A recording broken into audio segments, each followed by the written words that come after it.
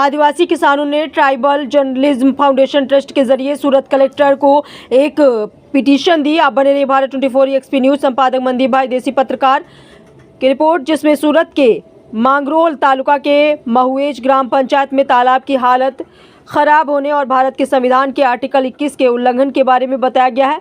मांगरोल तालुका के महुएज गांव के किसानों ने ट्राइबल जर्नलिज्म फाउंडेशन ट्रस्ट के जरिए सूरत कलेक्टर को एक पिटीशन दी थी और कहा था कि गांव में 10 एकड़ के तालाब की पिछले 10 सालों से सरकारी प्लान के मुताबिक बार बार खुदाई की जा रही है और तालाब 50 से 60 फीट गहरा हो गया है, लेकिन सरपंच और उसका गैंग अभी भी मिट्टी निकालने के लिए तालाब खोद रहा है, जिससे तालाब के आसपास के खेतों को बहुत नुकसान हो रहा है।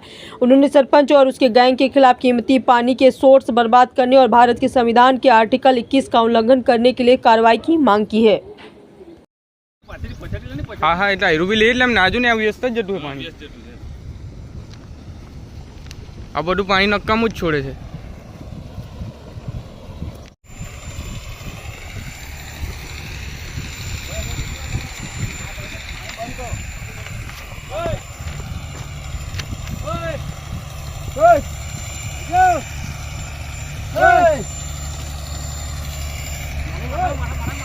ए भैला